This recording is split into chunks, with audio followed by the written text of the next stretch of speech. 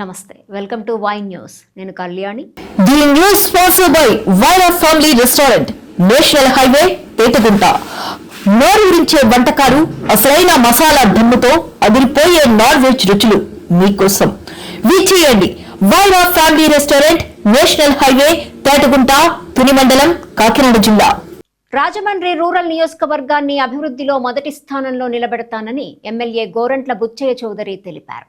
Job Mela పోస్టర్ను ఆవిష్కరించిన ఆయన దేవాదాయ శాఖ ఆధ్వర్యంలో పుష్కర పనులు వేగవంతంగా సాగుతున్నాయన్నారు. గ్రేటర్ రాజమండ్రి సుందర నగరంగా తీర్చిదిద్దుతామన్నారు. ఏం ప్రాబ్లం లేదు. ఒకటి ఎండోమెంట్స్ కార్యక్రమాలు మొదలైపోయినాయి. దేవాదాయ ధర్మశాఖ వేగంగానే వెళ్తూ ఉంది, ముందుకు అవుతున్నాయి. మళ్ళీ కొత్త శాఖలు కూడా ఇవ్వబోతున్నారు.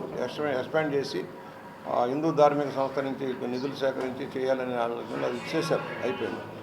రెండోది ఒక క్లారిటీ ఇచ్చారు సీఎం గారు మొన్న ఇరిగేషన్ శాఖకి, అదేవిధంగా ఆర్ఎన్బి కూడా నిధులు కేటాయింపు ఇంత ఈ బడ్జెట్లో ముందు మొదలు పెట్టండి, ప్రయారిటీస్ ఏదో నిర్ణయించడానికి కలెక్టర్లకు ఆదేశాలు ఇచ్చారు. పనులు మొదలవుతున్నాయి.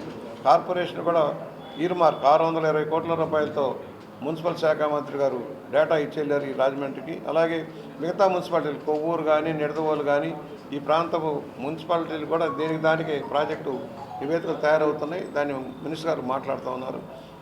వెంటనే ఏంటంటే ఫ్లడ్ సీజన్ ఒకటి, ఘాట్ల నిర్మాణానికి ఫ్లడ్ సీజన్, ఫ్లడ్లు తగ్గిన తర్వాతే చేయాలి, తప్పకుండా చేస్తారు. ఫ్లడ్స్ తగ్గడంతో మొదలెట్టేసి వేగంగా పనులు పూర్తి చేస్తారు.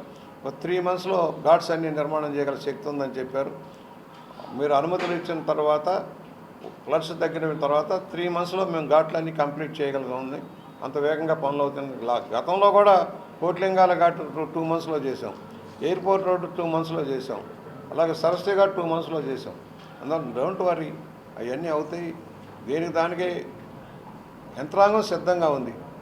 నిధులు కొంత కేటాయింపు అయినాయి, కొంత కేంద్రాన్ని కూడా రిక్వెస్ట్ చేయాలని. రేపు నిర్మలా సీతారామన్ గారు ఎల్లుండి ఇక్కడికి వస్తున్నారు. రేపే నర్సపూర్ వస్తున్నారు. నర్సపూర్ వస్తే సీఎం గారు అక్కడ కలవబోతున్నారు. ఆ సందర్భంలో పుష్పాలకు సంబంధించిన కూడా ఆమెకి ఎక్స్ప్లెయిన్ చేసి నిధులు కొంత కేటాయింపు కోసం కూడా రిక్వెస్ట్ చేద్దామని అన్నారు సీఎం గారు. రేపు నర్సపూర్లో ఆమె భారీ కార్యక్రమం ఏదో పెట్టారు, మినిస్టర్గా లోన్ మేళలాగా పెట్టారు. ఆ సందర్భంగానే ఆయన కలిసేదానికి ముఖ్యమంత్రి గారు కూడా వెళ్తున్నారు. అది కూడా సాధించేదానికి అవకాశం ఉంది. ఎస్టిమేట్ చేస్తున్నారు ఎక్కడికక్కడే స్థలాలు. మా దాకా వచ్చాక నేను కొన్ని సజెషన్లు ఇస్తాను. నా దాకా వచ్చినప్పుడు ఉన్న అనుభవంతో నేను కొన్ని సలహాలు ఇస్తాను. కామ్గా ఇస్తున్నాం, ఇలా చూసుకోండి అని చెప్తున్నాం. ఒకటి, క్రికెట్ స్టేడియం ఒకటి భారీగా రావాల్సిన అవసరం ఉంది. నేను 1 week నుంచి దాదాపుగా దాని మీద దృష్టి పెట్టి వర్కౌట్ చేస్తున్నాం. స్థలం ఇస్తే స్టేడియం కట్టడానికి క్రికెట్ అసోసియేషన్ వాళ్ళు సిద్ధంగా ఉన్నారు. ల్యాండ్ ఇయడంలో మన వాళ్ళు కాలయాపన చేస్తూ ఉన్నారు. నిన్న మాట్లాడాము, త్వరగానే దాన్ని రిజర్వ్ చేసుకొని ఏదైతే ఎస్టీపీ ఏరియాలోనే దాన్ని స్టేడియం కట్టాలని నిర్ణయం చేసాం. ఇవాళ లారీ స్టాండ్ అవన్నీ కూడా పక్కకు తప్పించాల్సిన అవసరం వస్తుంది అక్కడ. ఎందుకంటే ప్రధానమైనది స్టేడియం.